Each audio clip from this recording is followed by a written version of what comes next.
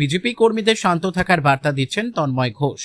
তিনি বলেন, বিজেপিকে সাম্প্রদায়িক দল বলে মানুষের মনে ভুল ধারণা ঢোকানোর চেষ্টা করেছে তৃণমূল কংগ্রেস। কেশপুরের রাজনীতিতে দীর্ঘদিন ধরেই পরিচিত নাম তন্ময় ঘোষ। একসময় এলাকার দাপুটে সিপিএম নেতা হিসেবে পরিচিত থাকলেও 2019 সালে তিনি সিপিএম ছেড়ে বিজেপিতে যোগ দেন। তারপর থেকেই কেশপুরে বিজেপির অন্যতম মুখ হয়ে ওঠেন তন্ময়। 2021 সালের বিধানসভা নির্বাচন থেকে শুরু করে 2024 সালের লোকসভা নির্বাচন এবং সদ্য সমাপ্ত রাজনৈতিক লড়াই, প্রতিটা ক্ষেত্রেই কেশপুরে গেরুয়া শিবিরকে সংগঠিত করতে গুরুত্বপূর্ণ ভূমিকা নিয়েছেন তিনি। কেশপুর তৃণমূল কংগ্রেসের আক্রমণের কেন্দ্রবিন্দুতেও ছিলেন তন্ময় ঘোষ। নির্বাচনী প্রচারে এসে তৃণমূলের সর্বভারতীয় সাধারণ সম্পাদক অভিষেক বন্দ্যোপাধ্যায়ও সরাসরি আক্রমণ করেছিলেন তাকে, কারণ কেশপুরে বিজেপির সাংগঠনিক ভিত শক্ত করতে তন্ময়ের ভূমিকা ছিল অত্যন্ত গুরুত্বপূর্ণ।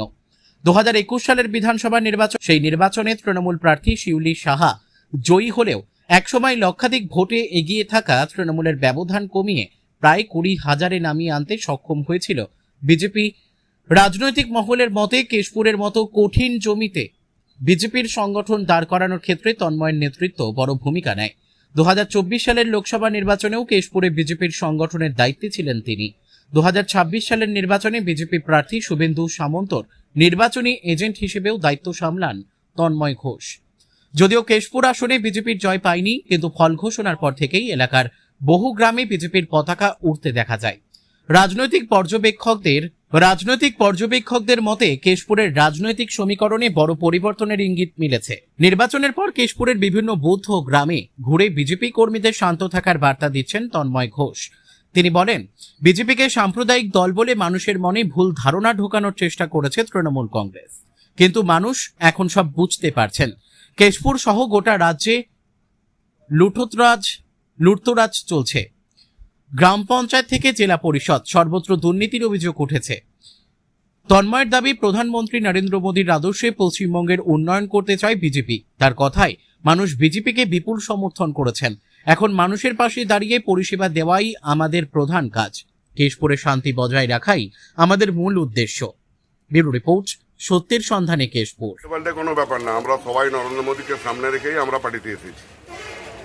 2019 সালের প্রথম থেকেই আমি এই পার্টিটা করছি।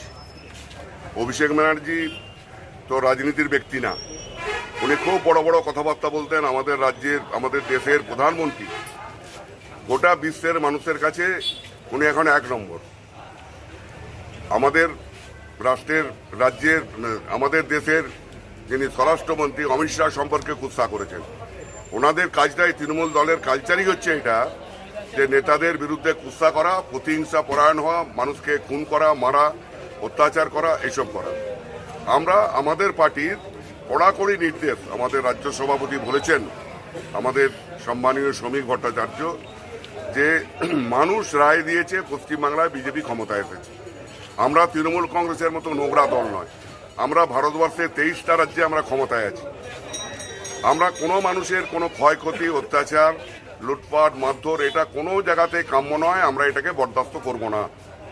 সেই মতোই আমরা ওই বার্তা নিয়েই যেদিনে নির্বাচনের গণনা শেষ হয়েছে, গণনা শেষের পরে আমরা রাত্রি 2টা পর্যন্ত সমস্ত বুথে বুথে গিয়ে আমরা বার্তা দিয়ে এসেছি যে কেশপুরে কোনো জায়গাতে কোনো গোলমাল, কোনো অশান্তি যেমন না হয়।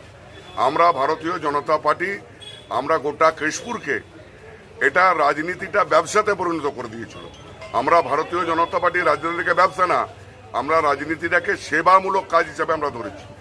গোটা ভারতবর্ষের বিভিন্ন রাজ্যে দেখুন, বারে বারে যেখানে ক্ষমতা এসেছে, বারে বারে সেখানে ক্ষমতায় বিজেপি আসছে, কারণ আমাদের পার্টি এটাকে সেবামূলক কাজ হিসেবেই ধরে। বিজেপি কর্মীরা তার অভিজ্ঞতা দিয়ে বিচার করবে বিজেপি সাম্প্রদায়িক না তৃণমূল দলটা সাম্প্রদায়িক।